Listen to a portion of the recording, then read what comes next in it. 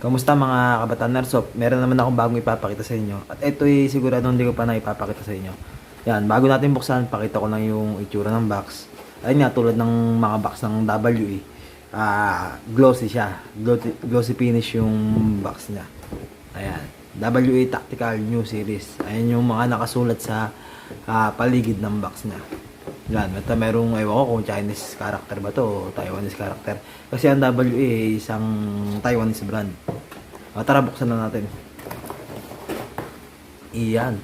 Siyempre sa loob ng box, ang makikita agad natin na bubungad sa atin ay yung kanyang owner's manual na ini-scan. Hindi na siya yung booklet type, meron siyang QR code dito na pwede nyo i-scan kung gusto niyo malaman yung tungkol sa unit na to. At ito, may cover ang magazine. Isang napakaliit na magazine. Ayan. At syempre, ito pala muna, yung kanyang backstrap na dalawa. At syempre, yung unit mismo. Napaka-cute, diba? Tanggal natin sa plastic. Ayan. Napaka-cute. Ito nga pala yung WE Glock 26 sa Gen 4. Yan. Napakaliit niya kasi subcompact size siya. Kung mapapansin nyo, ayan yung aking kamay. Medyo marumi nga lang yung kuko kasi naggawa ako ng motor kaya ganyan. Ayaw matanggal eh.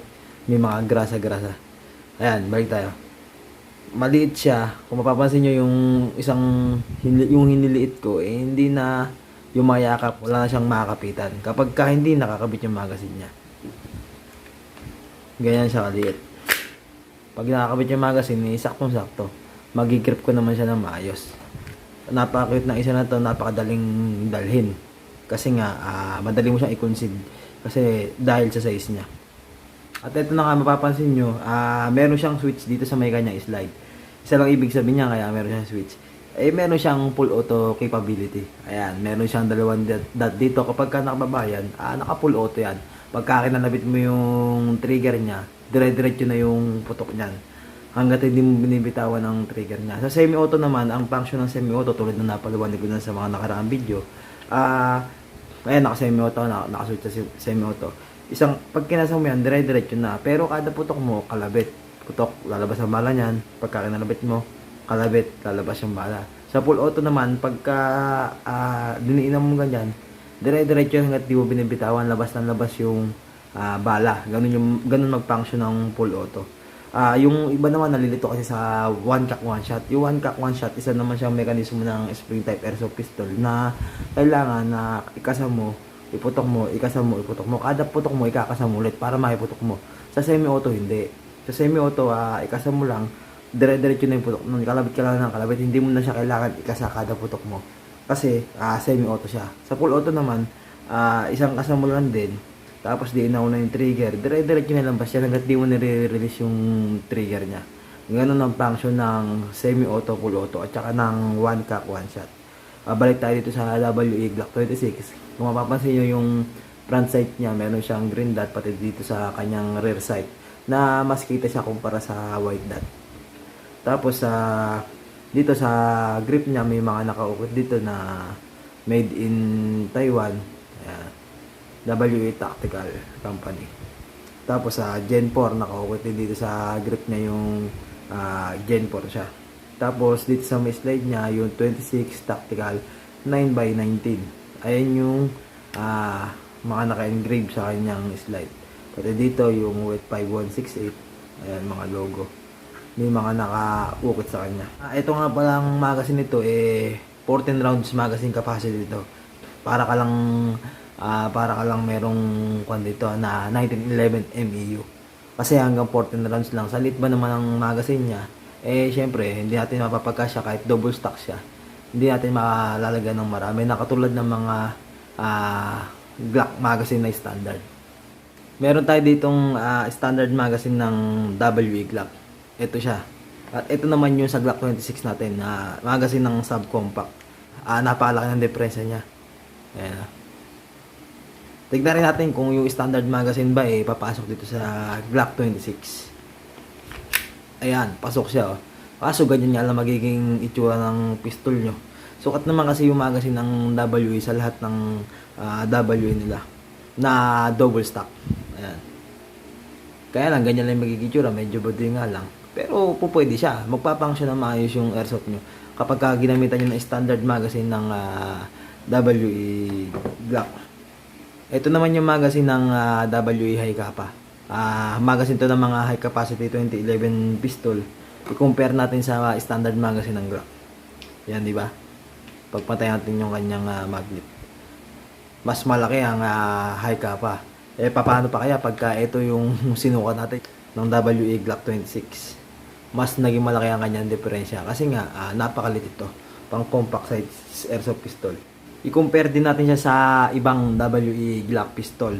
Para makita rin natin yung difference ng size niya sa ibang WE Glock pistol.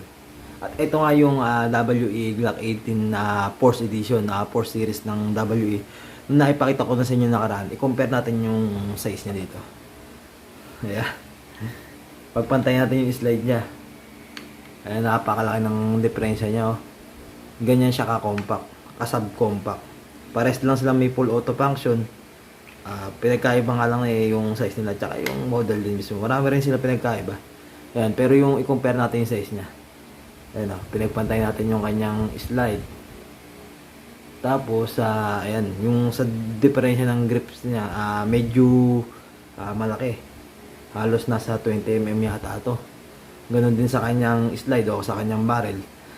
Ganon siya kaliit. Ito naman yung Glock 34. Dito naman natin siya i-compare. Mas mahaba to kasi hindi na standard yung size nito.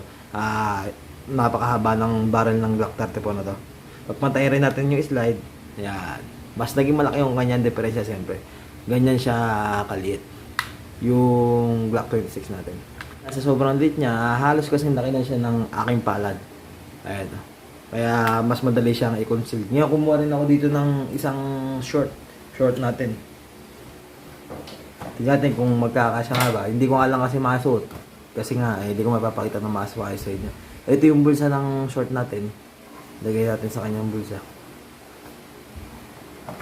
At ayan, pagka nakalagay na siya hindi na siya mapapansin. Pasok na pasok siya. Ito yung dulo ng barrel nyo. Ayan, ito yung bulsa. Pakabit natin yung magazine para mas makita natin kung makakalata pa rin ba siya pag nasa bulsa.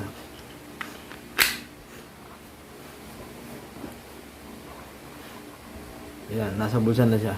Hindi pa rin siya kapansin-pansin, no? Ayan. Pasok na pasok siya sa bulsa ng mga short natin o pantalon natin. Sa sobrang liit ng size niya kasi nga subcompact airsoft pistol siya. At syempre, sa paglalagay ng gas, muli kong ituturo kahit na napakita ko na to sa mga ibang video natin kung paano nga ba nilalagay ng tama yung green gas niya. Ayan. Dapat nakataob yung magazine. At yung green gas nakataob din. Dapat nakaganyan siya. Naka-diretso siyang paganyan. Pagka ilalagay nyo siya. Dapat wala sumisigaw rin na ganun. Wala kayong maririnig na sigaw na ganun. Ibig sabihin, pag sumisigaw kasi ganun, hindi nakalapat na maayos yung green gas sa bulb ng magazine. Kaya meron siyang tunog na lumalabas na ganun. Sumisingaw yung gas niya. Ayan, dati ganyan walang mga 5 to 7 seconds lang, okay na yan. Masyado nang marami yun. Ayan. Ready na. Tara, samahan niya akong iputok natin. Glock 26 with full auto.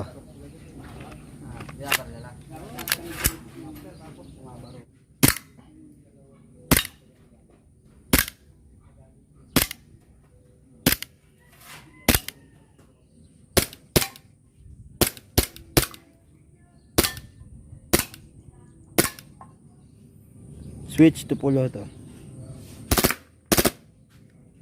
Boss. Glock 26 full auto.